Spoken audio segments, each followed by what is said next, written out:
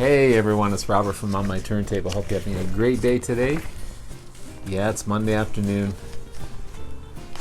I know I said Tuesdays, Thursdays, and Saturdays, but with all these contests going on and all these threads to follow, and I've got box sets to review and albums to review, and man, 3 days just might not be cutting it. So I'm not going to overindulge myself. I'm still going to cut it down some, but I was also voluntold to do a video today by Glenn Calloway.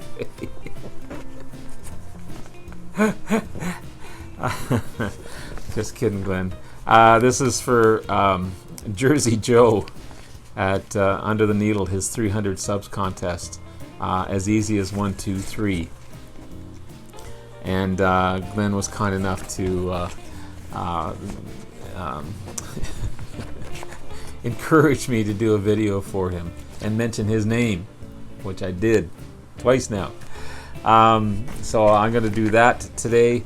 I also want to show, I know I did a series yesterday on the original album series box sets, and I missed one. I don't know how the heck I missed it. But I'll show you that one, and I just received another one today. They're great little box sets, they really are. So the one I missed talking about yesterday is this one here. This is Echo and the Bunnymen. I think Richard McCook has mentioned these guys and loves them. And I really love them too. I'm really getting into these guys. I'm not going to go big onto them because I still want to review them, but I'll just quickly show you the albums that you get in these box sets. So basically 90% of them, 99% of them have 5 CDs in them. So if you figure these box sets are 22, 23 bucks, you figure to get 5 albums, to find 5 albums, vinyl albums, 30 or 40 bucks a pop. Do the math, you're saving a lot of money.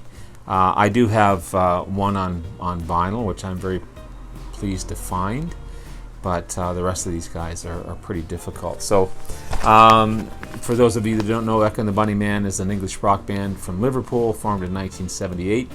Kind of new wave, almost punkish at times, but what you get in this one, their debut album, this is Crocodiles.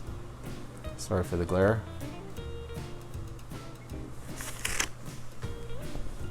This is their second album, released in 1981. Sorry, Crocodiles were released in 1980.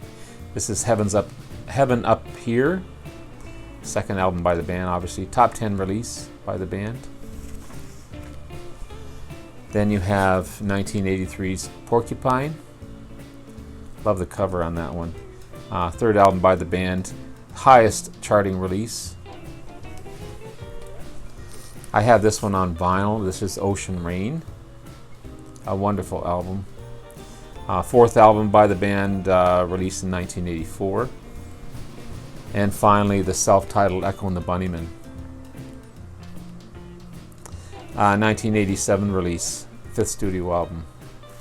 So that's one I failed to mention yesterday. I don't know how I missed it, but I did. And again, neat little package. No booklet with it, but still great at the same time. Now this one I just got in today, and Nevada might appreciate this one. I know she has a lot of this band in vinyl, so I hope she appreciates it. Kind of had her in mind when I ordered it, and she's got a great channel, and please support her. So this is Yes, original album series. Again, 5 great albums.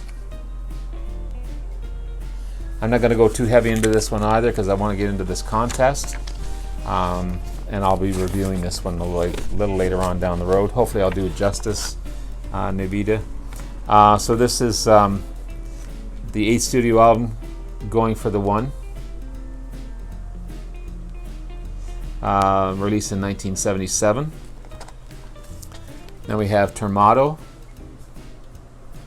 Love the artwork on that. Termato, the ninth studio album, released in 1978. Last to feature John Anderson and Rick Wakeman. And then we have Drama. Drama's the 10th album, released in 1980. Trevor Horn is the lead singer, and Jeffrey Downs on keyboards. This next one I have on vinyl, and I believe on CD as well, if I'm not mistaken. 90125. A fine album, a real fine album. 90125, 11th studio release, 1983. The return of John Anderson. Of course, you had Trevor Rabin on guitars, Chris Squire on bass, Alan White on drums, and Tony Kaye on keyboards. And finally, Big Generator. Big Generator, the 12th studio album by the band, released in 1987. So some cool stuff on these little box sets. And I haven't even listened to this yet. I just got it. I just got home a couple of hours ago, finding stuff for this video and putting this together. But 5 great albums by an amazing band. And again, Navita, hope you enjoy that. I'll put a link to this to let you know that I have this. So on to the contest.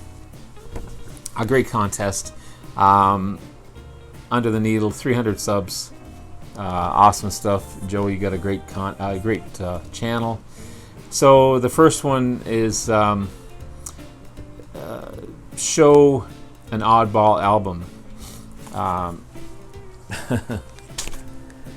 This is an odd. I love these guys. I really do. But this is an oddball album for them. This is Gentle Giant Interview. It's out there. It's out there for sure. It's a 8-studio album released in 1976. It's a concept album conceived as a radio interview. So 3 of the tracks integrate interview sections in the beginning of the songs, which was staged in the studio. The first song, called Interview, very proggy and very quirky, also bizarre. It's a bizarre song, bizarre album all the way through. But then you have Give It Back, kind of a reggae vibe to it as well. Design, the next one, is a mixed with interviews again in the beginning, and then almost like a hymn-like tune, continuing on with the song. And then you have another Show, one of the funkiest tracks on the album, but still Gentle Giant out there. It's strange again. Then there's Empty City, kind of a lighthearted song, almost Old English style, like way back in the 1500s English style. Then you have Timing. There's another interview mix intro, very Emerson, Lake and Palmer sounding. Love the violins on this one. Then finally, I Lost My Head, another Old English style song. And then this one, I hear a little bit of Yes in it as well. But out there album. I mean, I love Civilians. It's an amazing album, but this one is just, I'm glad I have it. It's just out there. Big time out there. Next one isn't, it's a bizarre in a great way. I mean, it's a wonderful, wonderful, bizarre album. And I just threw it in here just for the sake of throwing it in, but Pink Floyd Animals. Concept album featuring songs about pigs in the wind, dogs, and sheep. Who makes an album of those ideas?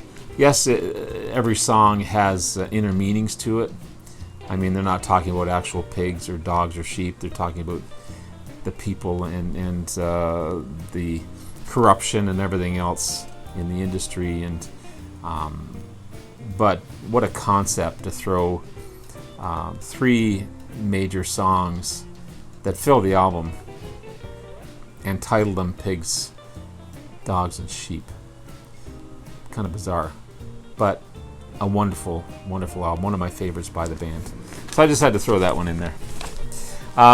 Next is 2 albums with family members. Well, I kind of showed a couple more than 2, just because. Bachman Turner Overdrive, Not Fragile, an amazing album. Of course, you've got Randy Bachman, lead guitarist, lead vocalist, leader of the band, basically. But you also have his brother Rob Bachman on drums. And in the earlier albums, you had Tim Bachman as the rhythm guitarist. He had left on this one. It was Blair Thornton. But for a while, there were 3 family members in the band. While I was looking for Not Fragile, I came across this one. I just had to throw it in. Of course, the Everly Brothers. You've got Don and Phil Everly. Amazing harmonies. Amazing guitar players, by the way. Wonderful, wonderful stuff. Then you have Dire Straits' debut album with, obviously, Mark Knopfler, vocals, leads, and rhythm guitar. Amazing finger-picking player. But you also have his brother David on here, rhythm guitarist. He went on to have a great solo career, but he was in the original band. And finally, Styx. This is The Grand Illusion. You got the twins in John Panozzo on drums and Chuck Panozzo on bass. John unfortunately passed away, but Chuck occasionally still plays with them, even though he's not very healthy either. He does show up on some of their gigs, and they feature him on a couple of songs, which is great of the band. And finally, show albums that are the 3rd release of the band. Again, I kind of went a little overboard on this one. But speaking of Yes, the Yes album, 3rd studio release, one of my favorites. This was released in 1971. Then you have Foghat Energized. Obviously, 3rd studio album released in 1974. And just picked this up 2 or 3 weeks ago. I can't remember when. Eye of the Tiger, Survivor. Big hit in the title track. 3rd studio release, released in 1982. And finally, as a bonus, I'm going to it's either show an album that was released on your birthday. Rather than doing that, you also had a chance to promote someone in your video and have them enter the contest and mention your name. So Chris, the Blue Vinyl Guy, he just entered my contest earlier today. Amazing guy. I love Chris. So knowledgeable, so smooth, so I want to have a sip of his coffee because he just loves his coffee every time he drinks it. So Chris, do this entry, mention my name, enjoy yourself. You're going to do great in this contest. it's a lot of fun, and it's been a wild ride for everyone. The vinyl community is just amazing and great. So, Joe, Under the Needle 300 subs contest, you're going to make this easily. Glenn Calloway, you're amazing. Love you. Great guy, super guy. And Chris, Blues Vinyl Guy, I'm sure you do great on this. I mean, there's so many to mention. It's hard just to mention one person to enter these contests. But anyway, thank you so much. Hope you enjoyed. Navita, hope you like my yes entries and the little box that I've got here. And we'll talk to you again soon. Take care. Bye now.